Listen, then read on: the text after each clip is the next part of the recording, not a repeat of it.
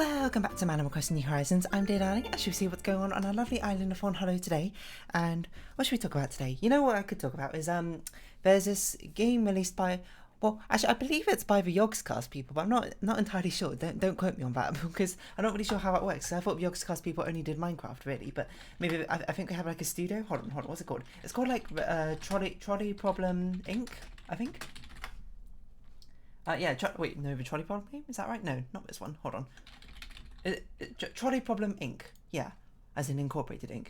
It is, it's got mixed reviews apparently. It is by Yogscast Games. I didn't know it had mixed reviews or whatever. Not recommended. What? Okay, well, we'll get into that in a second. Hello everyone. Right now in Fawnhallow, it's 5:19 PM on Friday, April 29th, 2022. The reason I'm talking about it is just because, as always, you know, the only way I find out about games is through Northern 9, you know, playing them, and he played it for about an hour or something, and I was like, this looks like a really interesting game. And we'll go into a Trolley Problem for a little bit, but I actually didn't realise it was not recommended, all these reviews. Hello? What am I being called for? What am I being called for? I can't even think of what possibly could be reason. Hello, dear. This is Tom Nook. I haven't done Tom Nook's voice for ages. In the spirit of May 1st, May Day, I've arranged a special tour as a way of saying thanks to everyone. We'll be taking off through to May 7th. Okay, we'll do that actually on May Day itself, which will be next Monday, I think. So that'll be fine and allow us some time. We don't to actually do some Happy in Paradise on the weekend. But today's Friday, so we're not going to be doing it today. And if I remember, this is a fake Mystic statue, which Crazy Red sold to us and has made me rather upset. Whoa, we have a lot of things on our inventory. I did not realise that.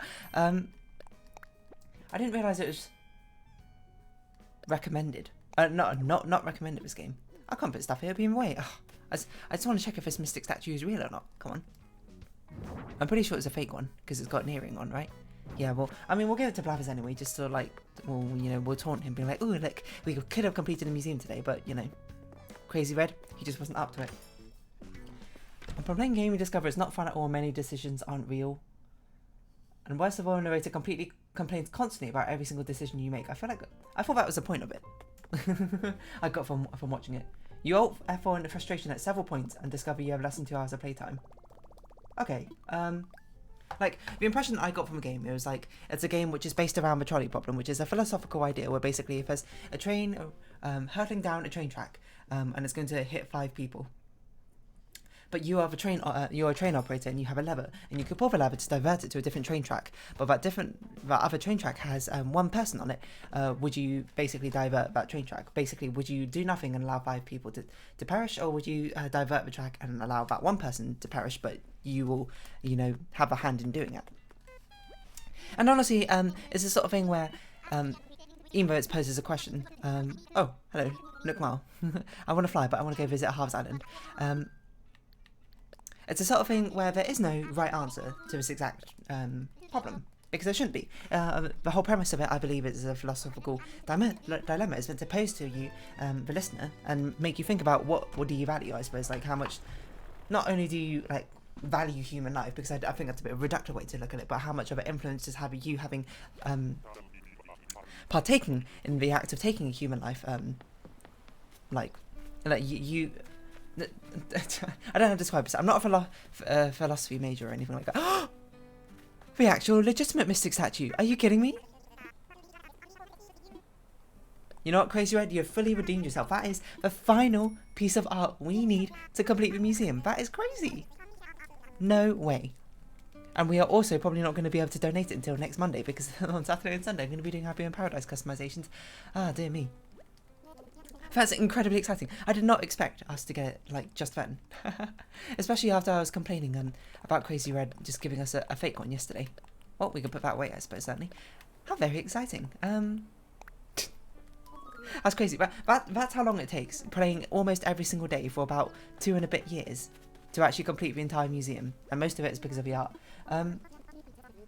Yeah, it's just meant to sort of be a thinking problem, like, it's meant to sort of, like, let you, I mean, that's the whole point of philosophy itself, but it's not necessarily a right answer, it's just, like, everyone's different viewpoints.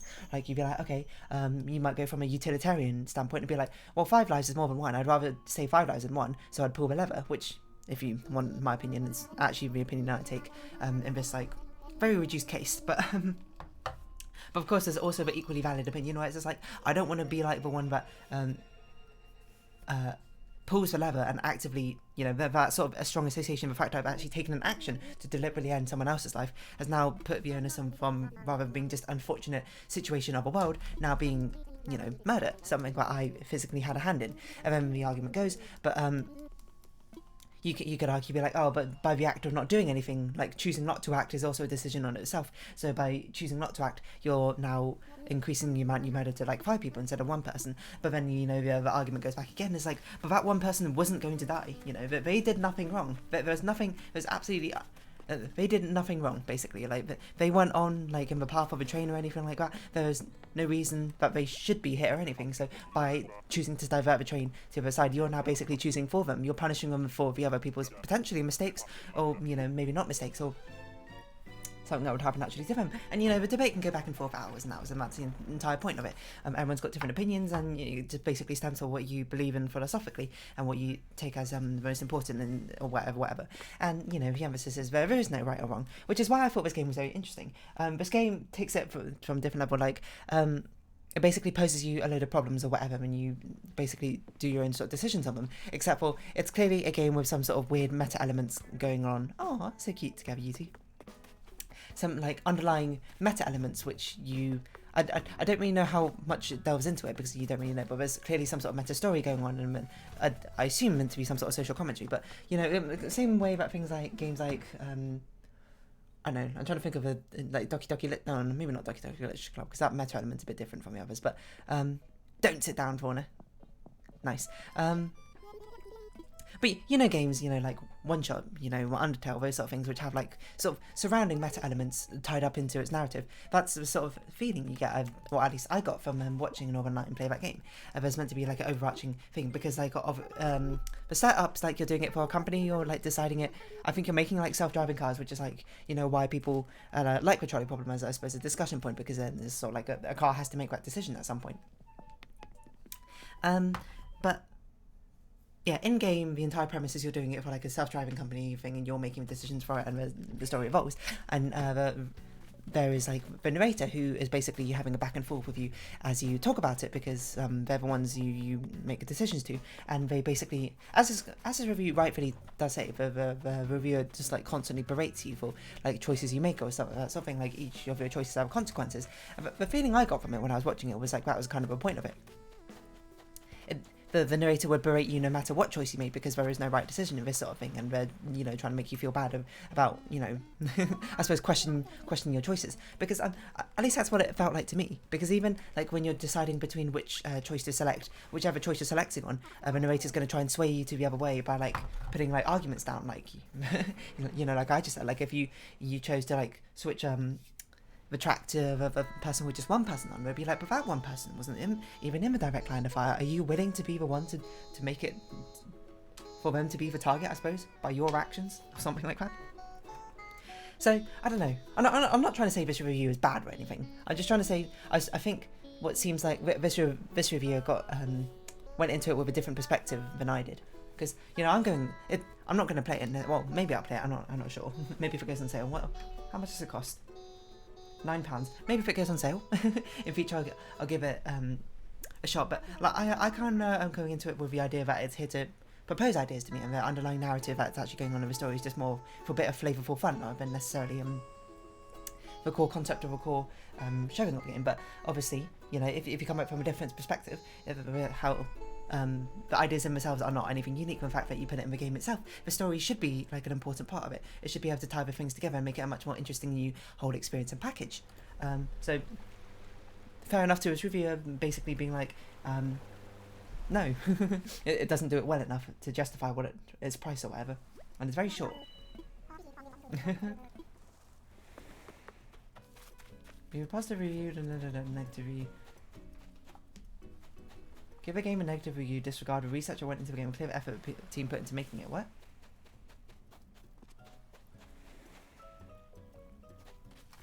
I seem that. Wait, hold on. I don't understand if it's. Oh, I see. They're posing it in. I was like, why is this entire review? It's like sort of in quotation marks. It's because they're doing a very meta thing here. They're posing a review in the style of a game where they're posing situations to you.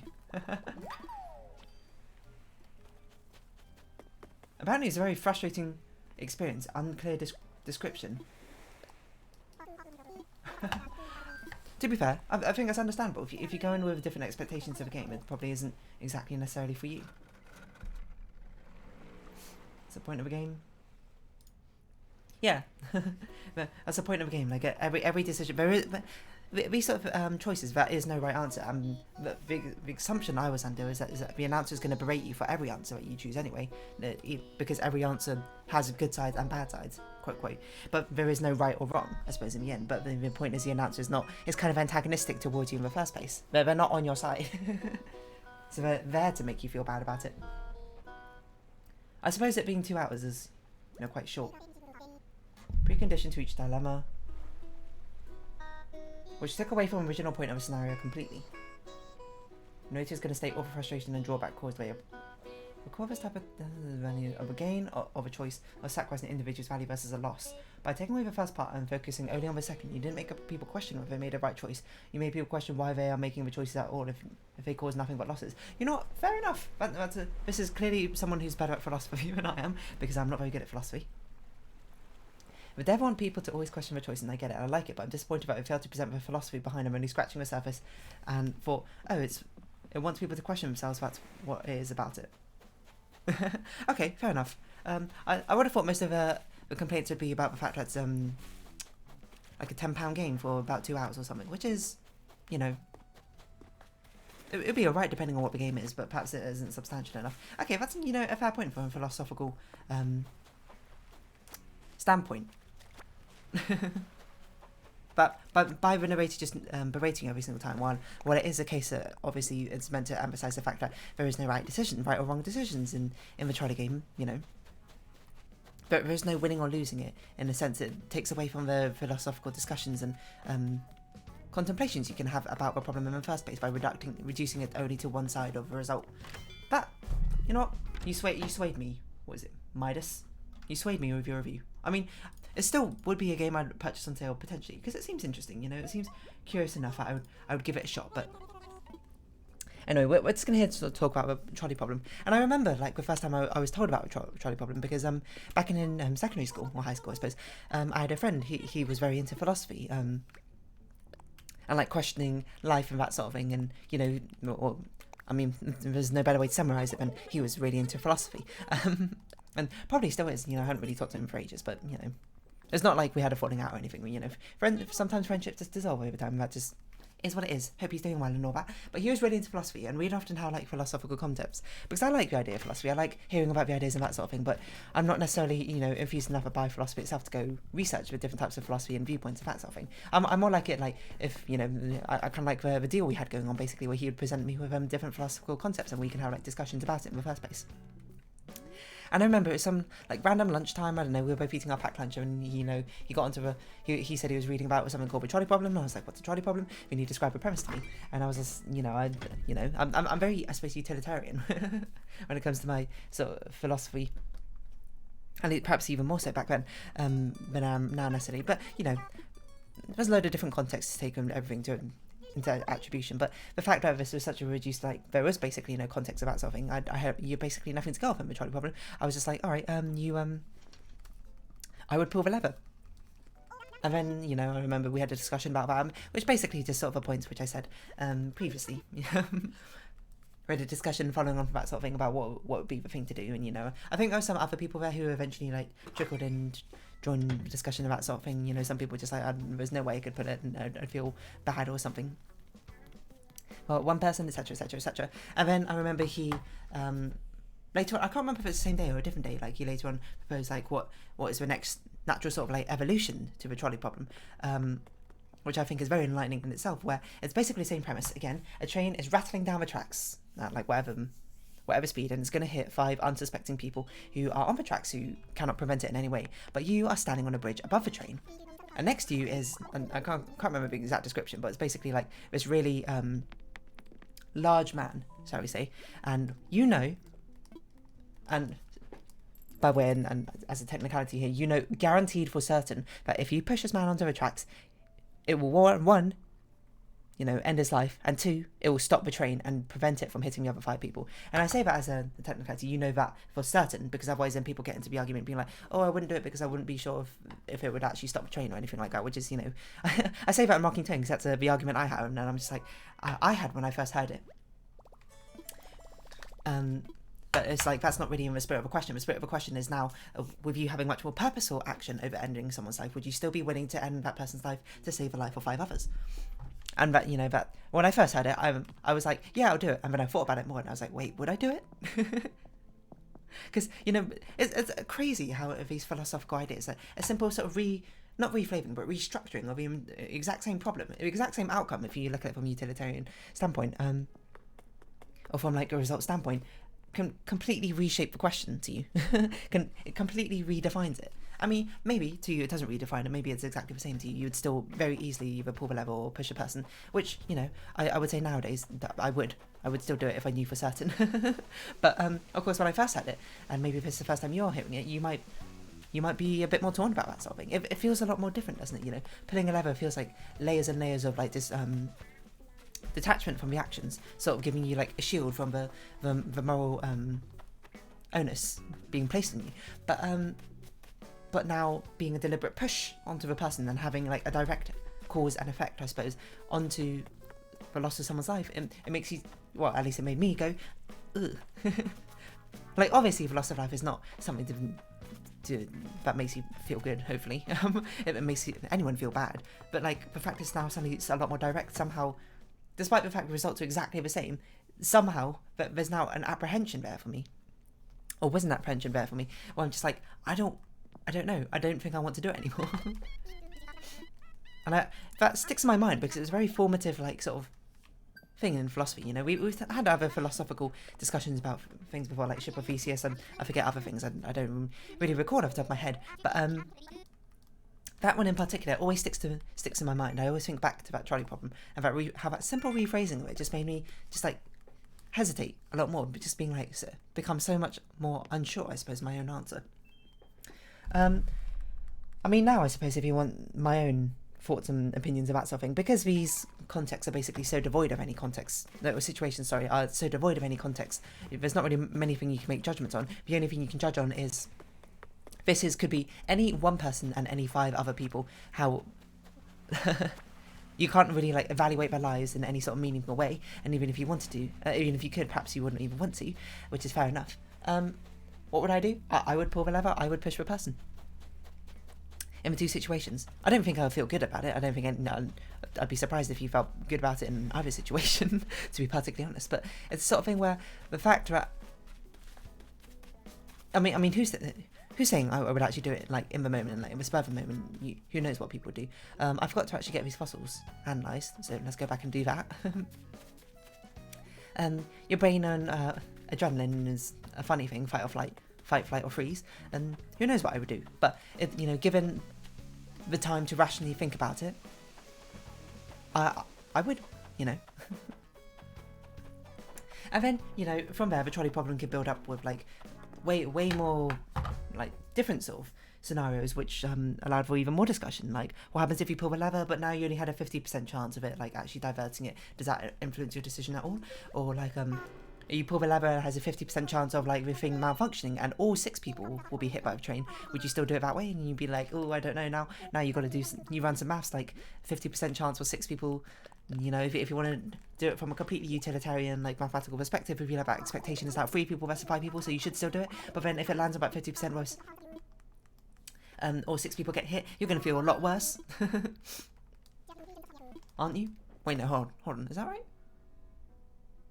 0.5. No, the expected value is 3.5. Sorry, not 6, not 3. I was going to say. And you know, expected values only really make sense. Well, no, make sense, but you can only really judge it as a 3.5 value from an expected value. But you can't really. That's not how it translates to reality. The reality is either 1 or 6, you know, and you're only doing this once. It's not like you're doing this multiple times, and it's like something which can average out to a law of large numbers, sort of thing. This is just a one-time deal. What would you do? And it's sort of like, there's not always meant to be an easy solution, and you know, rightfully so, there isn't one. If there was an easy solution, it wouldn't be much of a philosophical problem, I suppose, to debate even in the first place. So I'm glad, in a way, there isn't. But it's also a thing with these philosophical situations and thought experiments is that obviously they're very detached from reality. There's no reality. Okay, not no reality, but there's a very improbable reality that the situation will even come to pass. That you would ever even be faced with this sort of problem. If you are ever faced with this sort of problem, my sincere apologies, I suppose, to what will probably be the hardest decision in your entire life. But obviously these sort of things don't really happen, and if they do, they happen with much more context. It's not so simple with that sort of thing. Normally there'll be other sort of things underlying it which will spark even further discussion, which is how the trolley problem sort of evolves. Because then you could be like, oh, what if the 5 people were people trespassing on private property and they shouldn't have been there in the first place, and the first person and the one person was like a co-worker repairing on the train tracks or that sort of thing. Would you still pull the lever then? Does that change it yourself? And then you got to ask yourself hard-hitting questions, like how do you measure sort of things? Does the fact that people are breaking the law, does that upset the utilitarian factor into it? How much do you value people less because of that? How much more do you value, or how much less do you value people in that sort of sense? And it's all these are very uncomfortable questions, which I kind of guess is what philosophy is about in the first place, is asking you these uncomfortable questions. They are thought experiments after all, so there's not really much harm in doing them, apart from, I suppose, mental toll, I suppose, but it's not like people are actually going to get hurt from the decisions you make in this sort of thing. It's just going to be it's just for fun, quote. It's just what you think. We're going to sell 1 coconut because we are just a little bit off getting the Nook Mile missions we need. I've also got pins and needles my foot now, which is a bit annoying, so you might hear me tapping my foot. And yeah, I'm just trying to think of other things. 300. Oh yeah, because we have the bells. Oh, what's it called? Not treaty. I was going to call it a treaty. It's definitely not called a treaty. The thing we've enacted. The order? What are they called? I don't remember. Oh well. Ordinance. That's it. Yeah, I think the trolley problem is nice as a philosophical thought concept, a thought experiment, because it's a really simple one to explain to people. People understand it almost immediately, but there's nothing obscured behind strange ideas or things you don't have to define things first. Ship of Theseus is an interesting one, but it's also I don't know. At least my experience with Ship of Theseus, it leads to a lot more confusion about what becomes what, which I suppose is kind of the whole fuel of the discussion in the first place. But I know the trolley problem is simple. People just understand it immediately, you know. And it immediately leads to questions which people are just I don't know the answer to. And it varies from person to person. Anyway, this whole game was about basically different sort of trolley-esque problems. Some much clearer than others, to be perfectly honest. But the entire premise, I suppose, is that there is no winning. You know, and you're always going to lose, I suppose, in the end. But you know, a person's right. I mean, when I watched it when I was playing, when I saw Northern Lion playing the game, I was like, you know, there is no winning, and that's kind of why the narrator's being so antagonistic towards you in the first place. But I suppose that also sort of takes out the consequences for your actions, you know. You don't really feel like you made a choice if you're being berated either way, and also from that philosophical point, that person's very right. It does sort of reduce it down. You have no focus, I suppose, on the gains, which you that result, I suppose, from the actions and choices you made. But I still think it's a very interesting concept for a game in the first place, and having meta elements that go alongside it seems like a cool idea. Is all I can really say about that sort of thing. I don't know if it's actually good or not. Am I going to play it? Maybe. I certainly can't say for certain if I will or I won't. But it has certainly intrigued me enough that I'll probably pick it up in a Steam sale or something, and give it a bit of a look. Because there was that other trolley game, which I, ironically also saw Northern Lion play, but it was about self-driving cars, and rather than having meta elements going around it and having a narrative that berates you, it had more elements of basically trying to figure out how you evaluate certain people over others. it'd be a thing like, ooh, there's 2 doctors crossing one thing, and there's also like 5 criminals on the other side or something. Like which should the car swerve into to hit or something. Which is another interesting, I suppose, perspective and direction you could take a trolley problem.